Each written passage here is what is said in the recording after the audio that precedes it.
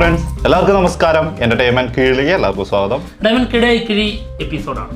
ഒരുപാട് അപ്ഡേറ്റ്സ് കണ്ട് എല്ലാം കിഴിക്കാത്തുണ്ട്. കിഴിയിലേക്ക് പോകാം. കട്ട മത്സരം കേട്ടോ. എന്താ ക്ഷീണമുണ്ടോ? ക്ഷീണം ഉണ്ടോന്ന് ചോദിച്ചാൽ ക്ഷീണമൊക്കെ ഉണ്ട്. ക്ഷീണം വേണ്ട. ഇത് കിഴി തീരാനാകുമ്പോ ഇത് ഇങ്ങനെ തന്നെ ആയാൽ മതി. ഹെഡ് ഫസ്റ്റ് കിഴി ഞാൻ എടുക്കുന്നു. ഓക്കെ, നമ്മൾ ഈ കിഴി ഇങ്ങനെ എടുക്കുമ്പോഴേ നമുക്ക് വലിയ കിഴികളൊക്കെ കിട്ടുമ്പോൾ, അതായത് ഇവന് വലുത് കിട്ടുമ്പോൾ നമ്മുടെ മുഖത്ത് ഒരു വിഷമം അല്ലെങ്കിൽ ഒരു പുച്ഛം അങ്ങനെയുള്ള സംഭവങ്ങളൊക്കെ ഇടും. അത് ആ കിഴിയോടുള്ളതല്ല, ആ മത്സരത്തിന്റെ ഭാഗമാട്ടോ. അല്ലാതെ ഇപ്പൊ ഒരു ലാലേട്ടന്റെ കിഴി എടുക്കുന്നു അല്ലെങ്കിൽ ഒരു മമ്മൂക്കയുടെ കിഴി എടുക്കുന്നു, ആ സമയത്ത് ഇടുന്ന എന്തൊരു പുച്ഛ അവരുടെ മനസ്സിൽ മുഖത്ത് എന്നുള്ളത് തോന്നരുത്. ഒരിക്കലും ലാലേട്ടനോടോ മമ്മൂട്ടിനോടോ അങ്ങനെ ആരോടും തോന്നുന്നോണ്ടല്ല. ഞങ്ങൾ തമ്മിലുള്ള മത്സരമാണ് കേട്ടോ, അത്രേ ഉള്ളൂ. അത് അറിയുന്നവർക്ക് അറിയും. പിന്നെ പുതിയ ആൾക്കാർ ഇങ്ങനെ വന്നുകൊണ്ടിരിക്കുന്നുണ്ടല്ലോ. ചോദിക്കും. ഓക്കെ, ഫസ്റ്റ് കിഴി സർദാർ 2 സിനിമയിലെ SJ Suryah on board. Okay, പൂജ കഴിഞ്ഞില്ലേ സർദാർ 2-ന്റെ? ജൂലൈ 15-നായിരുന്നു, അതായത് ഇന്നലെ ആയിരുന്നു. ഷൂട്ട് തുടങ്ങിയല്ലോ. ഷൂട്ട് തുടങ്ങി. അടുത്തത് ഞാനതൊക്കെ മറന്നോട്ടോ ഡേറ്റ് ഒക്കെ. ആടുജീവിതം സിനിമയുടെ OTT റിലീസ് ജൂലൈ 19 നെറ്റ്ഫ്ലിക്സിൽ. ചിലരുണ്ടായിരുന്നു, ഇതിന്റെ OTT ഒന്നും വിറ്റുപോയില്ല, എന്തൊരു ഊളപ്പടാണെന്നൊക്കെ ചോദിച്ചിട്ട്. എവിടെ എല്ലാവരും എന്നൊക്കെ ചോദിച്ചിട്ടുണ്ടായിരുന്നു. നല്ല അഭിപ്രായം പറഞ്ഞവരൊക്കെ എവിടെ? നിങ്ങളെ OTT പ്ലാറ്റ്ഫോമിൽ ഒന്ന് ചെന്ന് പോകണം. അവിടെ കെട്ടിക്കിടക്കുന്നുണ്ട് കുറെ സിനിമകൾ, ആർക്കും വേണ്ടാതെ. ഇത് അങ്ങനെയല്ല കേട്ടോ. അതെ, അതായത് ഇത് കുറച്ച് നേരത്തെ എന്നാണ് നമ്മുടെ അഭിപ്രായം. സത്യം. കാരണം ഇത് ഒരുപാട് വലിയ ഇന്റർനാഷണൽ ഫിലിം ഫെസ്റ്റിവലിലൊക്കെ കളിച്ചിട്ടൊക്കെ ലാസ്റ്റ് OTT വരുള്ളൂ എന്നതായിരുന്നു കരുതിയിരുന്നത്. എന്തായാലും നേരത്തെയാണ്. Okay, Netflix. അതെ. അടുത്തത് ബബ്ബ സിനിമയുടെ ഫസ്റ്റ് ലുക്ക് പോസ്റ്റർ ഇന്ന് 6 മണിക്ക് വരും. അല്ല, ഇതിന്റെ ഫസ്റ്റ് ലുക്ക് വന്നല്ലേ? അതല്ലേ മറ്റേ അതെ, അതല്ലേ ഫസ്റ്റ് ലുക്ക്?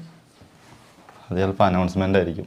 ഓക്കെ, എന്തായാലും ഫസ്റ്റ് ലുക്ക് ശരിക്കുള്ള അന്ന് ദിലീപിന്റെ സിനിമ വരുന്നു എന്നുള്ള അനൗൺസ്മെന്റിന്റെ ആയിരിക്കും ചിലപ്പോൾ. അതെ അതെ. ഓക്കെ, അടുത്തത് വാഴ. കറക്റ്റായിട്ട് കിട്ടി. വാഴ സിനിമയുടെ റിലീസ് ഡേറ്റ് വന്നിട്ടുണ്ട് ഓഗസ്റ്റ് 15-ന്. അതായത് മാറ്റി. യെസ്, ഓഗസ്റ്റ് 2-ലായിരുന്നു. ഓഗസ്റ്റ് 2-ന്ന് ഓഗസ്റ്റ് 15-ലേക്ക്. ഓഗസ്റ്റ് 15-ന്ന് ഓഗസ്റ്റ് 2-ലേക്ക് അഡിയോസ് അമീഗോ മാറ്റി. ഇതെടുത്തിട്ട് അങ്ങോട്ട് എടുത്തിട്ടു. ആനന്ദ് മേനനാണ് സിനിമ ഡയറക്ട് ചെയ്യുന്നത് കേട്ടോ. സോറി, ആനന്ദ് മേനൻ. യെസ്, ബിപിൻ ദാസ് ആണ് സിനിമയുടെ സ്ക്രിപ്റ്റ്. ഓക്കെ, അടുത്തത് പാലും പഴവും. വേണ്ട, നീ കഴി. വേണ്ട, നീ കഴി, ജോസ് കഴി. പാലും പഴവും സിനിമയുടെ റിലീസ് ഡേറ്റ് വന്നിട്ടുണ്ട് ഓഗസ്റ്റ് 23-ന്. ഓക്കെ, എന്തായാലും മീര ജാസ്മിനാണ് ഇതിൽ പ്രധാന വേഷത്തിലെത്തുന്നത്. VKP ആണ് സിനിമ സംവിധാനം ചെയ്യുന്നത്. VK പ്രകാശ്. ഓക്കെ, എനിക്ക് തോന്നുന്നു അതായത് ഏജ് ആയിട്ടുള്ള ഒരു ആന്റി ലോവർ അല്ലേ? അങ്ങനെ തന്നെ അല്ല, അങ്ങനെയാ പറയുന്നത്. അല്ല, അത് മാറ്റാനൊന്നും നിൽക്കൊന്നും വേണ്ട. അതായത് ഏജ് ആയിട്ടുള്ള ഒരാളെ സ്നേഹിക്കുന്ന ഒരു ചെറുപ്പക്കാരന്റെ കഥയാണോ എന്നൊരു സംശയമുണ്ട്. അതായിരുന്നു നമ്മുടെ ഈ പടമൊക്കെ. അതായത് നിർവേദമൊക്കെ അതുപോലെയല്ല, അത് പറയുന്ന രീതിയിലുള്ള ആഖ്യാന രീതിയിൽ വ്യത്യാസം ഉണ്ടാവും, പക്ഷെ കണ്ടന്റ് എല്ലാം ഒന്ന് തന്നെയായിരുന്നു. മാത്യു തോമസും പിന്നെ നമ്മുടെ മാളവിക മോഹനും അഭിനയിക്കുന്ന സിനിമ ഉണ്ടല്ലോ, അതും തന്നെയായിരുന്നു. അതും അങ്ങനെയായിരുന്നു. ഇതൊക്കെ അങ്ങനെ തന്നെ വിടുന്നതായിരിക്കും. പൊറാട്ട് നാടകം എല്ലാം അറിഞ്ഞു വെച്ചിട്ട് നീ ഒരുമാതിരി പൊറാട്ട് നാടകം കളിക്കരുത്. അല്ല, ഞാൻ ഒരു കാര്യം ചോദിക്കുകയാണെങ്കിൽ ഇപ്പൊ ആന്റി ലവർ എന്നുള്ള രീതി പറയുന്നത് സാധാരണ നമ്മുടെ സംസ്കാരത്തിൽ അനുശാസിച്ചു വരുന്ന പച്ച മലയാളമൊക്കെ പല തെറികളും കേൾക്കും. ഒന്നും കാര്യമില്ല. അതായത് ഒരു 34 വയസ്സുള്ള ഒരു പുരുഷൻ ഒരു 22 വയസ്സുകാരിയോ അല്ലെങ്കിൽ 25-കാരിയെയോ അല്ലെങ്കിൽ 27-കാരിയെയോ കല്യാണം കഴിക്കുന്നു, അല്ലെങ്കിൽ സ്നേഹിക്കുന്നു. അപ്പോൾ നമ്മൾ പറയോ ഒരു അങ്കിൾ ലവറാണ് എന്നുള്ള രീതിയിൽ നമ്മൾ ഇല്ല പറയൂല. അപ്പൊ എന്തുകൊണ്ട് അത് തിരിച്ചിങ്ങനെ പറയുന്നു? തിരിച്ചെപ്പോഴാ പറഞ്ഞത്? അതായത് ഒരു 35-കാരിയെ സ്നേഹിക്കുന്ന 22-കാരനോ 25-കാരനോ, അപ്പൊ അത് ആന്റി ലവർ എന്നുള്ള രീതിയിൽ എങ്ങനെ പറയുന്നു? തീർച്ചയായിട്ടും ഈ സമൂഹത്തിനോട് എനിക്ക് ചോദിക്കാനുള്ളതാണ്. നിങ്ങളോട് ഞാൻ വെല്ലുവിളിച്ചു ചോദിക്കുന്നു. അത് സമൂഹത്തിനോട് ചോദിക്കുമ്പോൾ അതൊരു ചോദ്യമായിട്ട് തന്നെ അവിടെ ഇരിക്കുകയാണ്. അത് എന്തുകൊണ്ട് അതങ്ങനെ പറയുന്നു? അതിന് ഉത്തരം കൂടി പറഞ്ഞിട്ട് നീ ഇവിടെ പോയാൽ മതി. അതല്ല, ഞാനല്ല ആന്റി ലവർ എന്ന് പറഞ്ഞത്. ആന്റി ലവർ പറഞ്ഞപ്പോ ഞാനാണല്ലോ, അപ്പൊ ഞാൻ ഉത്തരം പറയണം. നീ ഉത്തരം പറയണം. കാരണം ഞാൻ വളരെ വളരെ നല്ല ഒരു പ്രണയത്തിനെ കുറിച്ച് പറഞ്ഞു വരികയായിരുന്നു. അപ്പം നീ അത് ആന്റി ലവർ എന്നുള്ള രീതിയിലേക്ക് മാറ്റി. അത് തെറ്റാണെന്നല്ല, എന്തുകൊണ്ട് അങ്ങനെ പേരിട്ട് വിളിക്കുന്നു എന്നുള്ളൊരു ചോദ്യമുണ്ട്. ഞാൻ ചോദിക്കാം. അതിനുള്ള ഒരു ഉത്തരം ഉണ്ടായിരുന്നല്ലോ. ഉത്തരമില്ല. ഉണ്ടായിരുന്നേ? പക്ഷേ ഉത്തരം ഉണ്ടായിരുന്നു, അത് വിട്ടുപോയി. അതൊരു കഥ വെച്ചിട്ടുള്ള ഒരു സാധനമായിരുന്നു. നാളെ ഓർപ്പിച്ച ഉത്തരം മുട്ടിയിട്ട് പോവാന്ന് വിചാരിക്കണ്ട. നാളെ ഓർപ്പിച്ചാൽ ഞാൻ കറക്റ്റ് തെളിവ് സഹിതം അങ്ങ് പറഞ്ഞു തരും. അല്ല, നീ പറയണ്ട. അതിന് താഴെ അതായത് ഈ രീതിയിൽ കരുതുന്നവർക്ക് കമന്റ് ഇടാം. അതിന് കരുതുന്നൊന്നും അല്ല, അത് പണ്ട് മുതലേ അനുശാസിച്ചു വരുന്ന ഒരു രീതിയാണത്. അതായത് ഒരു പ്രായത്തിന് മുകളിലുള്ള പെൺകുട്ടികളുടെ കാര്യത്തിലല്ല, പെൺകുട്ടികളെ എപ്പോഴും അങ്ങനെ തന്നെയാണ്. എന്താ പറയുക, 10-12 വയസ്സ് ഡിഫറൻസിൽ തന്നെ ആയിരിക്കും കല്യാണം കഴിക്കുന്നത്.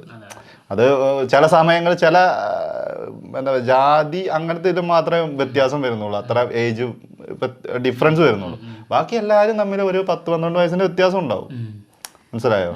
ആ ഒരു വ്യത്യാസം തന്നെയാണ് പിന്നീട് ഈ ഒരു കാര്യം ചോദിക്കുമ്പോഴേക്കും അതിലേക്ക് വരുന്ന ഉത്തരം എന്ന് പറയുന്നത്. കറക്റ്റ് തന്നെയാണോ ആവോലെ? അല്ല, ഞാൻ പറഞ്ഞു വെച്ചത് ഇതിപ്പോ അവിടെ ഇത് മൊത്തം വിട്ടു പോവല്ലോ, റിലേ വിട്ടു പോവാണല്ലോ. വല്ല കാര്യം ഉണ്ടായിരുന്നു. കമന്റ് ബോക്സിൽ ഇതിന്റെ ചർച്ച നടക്കട്ടെ എന്തായാലും. അപ്പോഴും അവര് വിചാരിക്കും ഇവര് തമ്മിൽ എന്തോ തീരുമാനമാക്കാതാണല്ലോ.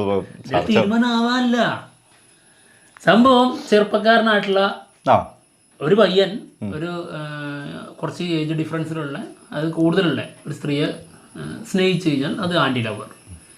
ഇവിടെ നടന്നുകൊണ്ടിരിക്കുന്നത് എന്താ സാധാരണ? അതായത് അങ്കിൾ ലവറാണോ അങ്ങനെയാണെങ്കിൽ എന്നാണ് ചോദ്യം. അതായത് ഒരു പെൺകുട്ടി ഏജ് കൂടുതലുള്ള ഒരാളെ സ്നേഹിക്കുന്നുണ്ടെങ്കിൽ അങ്കിൾ ലവർ അങ്ങനെ പറയേണ്ടി വരും. പറയുന്നില്ലല്ലോ. അത് പറയുന്നതിന് കുഴപ്പമെന്നാ ഞാൻ ചോദിച്ചത്. അത് പ്രശ്നം ഉണ്ടായിട്ടില്ല. അത് എന്തുകൊണ്ട് അങ്ങനെ പറയുന്നു എന്നുള്ളൊരു ചോദ്യമേ ഉള്ളൂ. എന്തായാലും കാര്യങ്ങൾ നടക്കട്ടെ. ഏതാണ് കൊള്ളാം.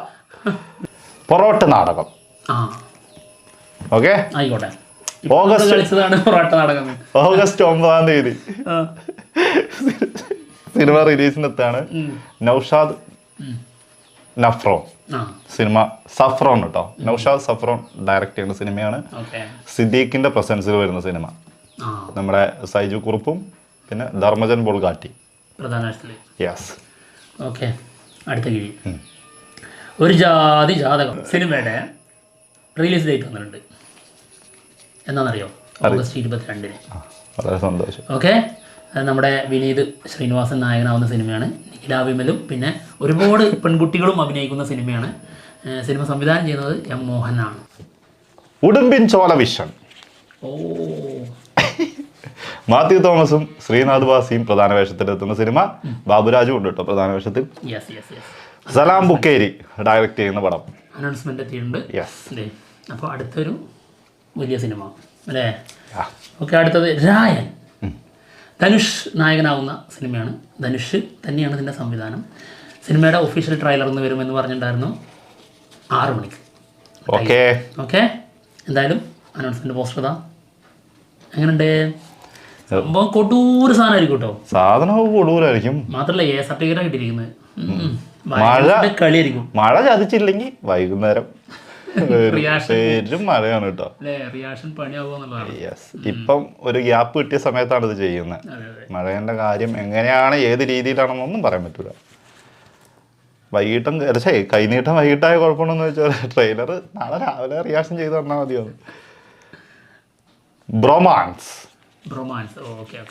ഓക്കെ, സിനിമയുടെ പൂജ കഴിഞ്ഞിട്ടുണ്ട്. അർജുൻ അശോകൻ, മാത്യു തോമസ്, സംഗീത് പ്രദീപ് അല്ലേ? സംഗീത് നമ്മളെ പ്രേമലൂലെ സംഗീത് ചെറുക്കൻ പ്രധാന വേഷത്തിലെത്തുന്ന സിനിമയാണ്. അരുൺ ഡി ജോസ് ഡയറക്റ്റ് ചെയ്യുന്ന സിനിമയാണ്. നമ്മുടെ ആഷിഖ് ഉസ്മാനാണ് പ്രൊഡ്യൂസ് ചെയ്യുന്നത് കേട്ടോ. അപ്പം വലിയ സിനിമയിലേക്ക് എത്തി. വലിയ സിനിമ തന്നെ. അതെ, അതായത് ജോവാൻ ജോ 18+ ഇതിൻ്റെയൊക്കെ സംവിധായകനാണ്. അടുത്ത കിഴി ഇടിയൻ ചന്തു. വിഷ്ണു ഉണ്ണികൃഷ്ണൻ നായകനാവുന്ന സിനിമയാണ്. യെസ്. സിനിമയുടെ ഒരു പ്രൊമോ സോങ് ഇന്ന് വരും. നമ്മുടെ മമ്മൂക്കയാണ് ഇത് പുറത്തു വിടുന്നത്. എപ്പോഴാണ് ടൈം അറിയോ? ടൈം അറിയില്ലടാ. ഓക്കേടാ, ടൈം പറഞ്ഞിട്ടില്ലടാ കൂട്ടാ. പറഞ്ഞിട്ടില്ല. അടുത്തത് ലാഗാട്ടെന്ന് ഫുള്ള് കൈ നമ്മളിന്ന് ഫുള്ള് ഞാൻ മോർച്ചറി കിടക്കുന്ന പോലെ കിടന്ന എന്നെ എടുത്തോണ്ട് വന്നിട്ട് ഇവിടെ നിന്ന് വീഡിയോ വെച്ചിട്ട് ഞാൻ ലാഗാണെന്ന് പറഞ്ഞാൽ എങ്ങനെ എന്തായിരിക്കും അവസ്ഥ? നീയല്ല നമ്മൾ. Kavya production number 7. ഓ, അതായത് നമ്മുടെ വേണു കുന്നപ്പള്ളി. ജോഫിനും ആസിഫിനും ഒരുമിക്കുന്ന സിനിമ. യെസ്. സിനിമ പാക്കപ്പ് ആയിട്ടുണ്ട്. ഇതൊക്കെ എപ്പോന്നാണ് നമുക്കറിയാത്തത്. ഏത് പാക്കപ്പ് ആയതോ? അതൊന്നും മിനിഞ്ഞാന്ന് അത് അല്ലേ എന്റെ തെറ്റ് നടന്നുകൊണ്ടിരിക്കുന്നുണ്ടായിരുന്നു. സംഭവം എന്തായാലും അല്ല, എന്റെ തെറ്റാ. ഞാൻ ആദ്യം തന്നെ ആ ചളിക്കുള്ള ഒരു വഴി ഇട്ട് കൊടുത്തല്ലോ. സാരല്ല, സ്വാഭാവികം. ഓക്കെ, അടുത്ത ഖൈദി 2. ഖൈദി 2 സിനിമയിൽ നമ്മുടെ ദളപതി വിജയുടെ വോയിസ് ഓവർ ഉണ്ടാവും എന്നുള്ളത് കൺഫേം ആയിട്ടുണ്ട്. അതായത് ലിയോ ദാസിന്റെ സൗണ്ട് ഉണ്ടാവും. ആൾറെഡി റോളക്സ് സിനിമയിലുണ്ട്. അതെ, ഇനി ലിയോദാസിന്റെ കൂടി ലിയോദാസിന്റെ സൗണ്ട് കൂടി ഉണ്ടെങ്കിൽ പഠിച്ചോനെ എവിടെ ലിയോദാസ് തകർക്കൂട്ടോ. ദളപതി 69. ഓ, അതായത് നമ്മുടെ ദളപതിയുടെ കൂടെ ലാലേട്ടൻ വീണ്ടും ഒന്നിക്കുന്നു എന്നുള്ള ശക്തമായ റൂമറുകൾ കേൾക്കുന്നുണ്ട്. എച്ച് വിനോദിന്റെ ഡയറക്ഷന് മോഹൻലാലും കൂടി ദളപതിയുടെ കൂടെ ഉണ്ടാവും എന്നാണ് കേൾക്കുന്നത് കേട്ടോ. അതെങ്ങാണ് ഉണ്ടെങ്കിൽ എനിക്ക് പേടിയുണ്ട്. ജില്ല പോലെ ആകുമോ നീ? ഹേയ്, അതുപോലെ ഒന്നാവില്ല. ഡയറക്ടർ വ്യത്യാസം ഉണ്ട്. എച്ച് വിനോദാണ്. അതെ, അതല്ല. എച്ച് വിനോദിനെ ചില സമയങ്ങളിൽ എനിക്ക് വിശ്വാസമല്ല. അങ്ങനെ ഇപ്പൊ ഇത് വിശ്വസിക്കൂല്ല. ഇപ്പൊ അങ്ങനെ പറയാൻ പറ്റും. വിശ്വാസം അത് വേണം, എപ്പോഴും വേണം. നിനക്ക് ശങ്കറിനോട് ഭയങ്കര വിശ്വാസം ഇല്ലായിരുന്നു. ലാലേട്ടന്റെ വലിപ്പം അറിഞ്ഞൂടാ. അത് സംശയമുണ്ടോ നിനക്ക്? അവിടെ പോയിട്ട് ഞാൻ ജില്ലയിൽ കണ്ടത് ഇതാണ്. അതായത് ദളപതി വിജയെ ഇങ്ങനെ പുകഴ്ത്താനായിട്ടൊരാള് ലാലേട്ടനെ, നമ്മുടെ സ്വന്തം ലാലേട്ടനെ വിജയിനെ പുകഴ്ത്ത്. അത് ബിൽഡപ്പൊക്കെ 1-2 കൊടുക്കാം. ഇത് അതിനായിട്ടൊരു ക്യാരക്ടർ ഞാൻ ഇഷ്ടപ്പെടുന്നില്ല. ഈ ജയിലറിലൊക്കെ വന്നില്ലേ, അതേ പവർ കിട്ടണം. ഒറ്റ സീൻ അങ്ങനെയൊക്കെ മതി. അല്ല, സീനല്ല, ഇതായത് കിട്ടിയാൽ തന്നെ ആളതില് തിളങ്ങി നിൽക്കണം. അല്ലാതെ അതാ പറഞ്ഞത്, ഒരു സീൻ അതൊരു തീപ്പൊരു സീനായിരിക്കണം. അതെ, ഒന്നുള്ളെങ്കിലും അത് വിജയിന്റെ മുകളില് അല്ലെങ്കിൽ പക്ഷേ വിജയിന്റെ താഴെ വിജയന്റെ മുകളിൽ വിജയന്റെ താഴെ എന്നല്ല. ഇനി അതിന്റെ വേറെ കാര്യം പറഞ്ഞാൽ പെർഫോമൻസ് ബേസ് തകർക്കാൻ പറ്റുന്ന സാധനം കൂടിയാണ്. വേറെന്താ അറിയോ, ഇപ്പോ വിജയുടെ സിനിമ എന്ന രീതിയിൽ തന്നെ അത് മാർക്കറ്റ് ചെയ്യാൻ പറ്റുള്ളൂ. വിജയ് തന്നെ അതിന് സംശയമൊന്നുമില്ല. അതല്ല നമ്മൾ പറഞ്ഞുകൊണ്ടിരിക്കുന്നത്. പക്ഷേ നമ്മുടെ ലാലേട്ടനെ അവിടെ കൊണ്ടുപോയിട്ട് ഒരു കോമഡിയാക്കി മാറ്റത്, അത്രേ ഉള്ളൂ. എന്തായാലും അടുത്ത കിഴി വിടുതലൈ പാർട്ട് 2 സിനിമയുടെ ഫസ്റ്റ് ലുക്ക് പോസ്റ്റർ നാളെ 11:30 വരും. ഓക്കെ, യെസ് കൊള്ളാം. ഓക്കെ, അപ്പം കഴിഞ്ഞു കിഴി എപ്പിസോഡ് തീർന്നിരിക്കുകയാണ്. മറ്റുള്ള വിശേഷങ്ങളുമായിട്ട് ഉടനെ വരാം. ഇവന്റെ എനർജിയും കഴിഞ്ഞു അല്ലേ? എന്റെ ഇന്നത്തേക്കുള്ളത് തീർന്നു. ഇനി പോയിട്ട് ചാർജ് ചെയ്യട്ടെ. ചാർജ് ചെയ്തിട്ട് 6 മണിയാകുമ്പോ 6 മണിക്ക് മഴ ഇല്ലെങ്കിൽ വരും. മഴയാണെങ്കിൽ ഞാൻ നല്ല പുതച്ചു കൂടി കിടന്നു ഉറങ്ങും. ഭയങ്കര മടിയാണ്. മടിയായിട്ടൊന്നല്ല കേട്ടോ, വയ്യാത്തോണ്ടാ സത്യമായിട്ട്. ഇത് കഴിഞ്ഞിട്ട് പോയിട്ടുള്ള ഒരു അവസ്ഥ ഉണ്ട്. ഹൊറബിൾ. അത് പോട്ടെ.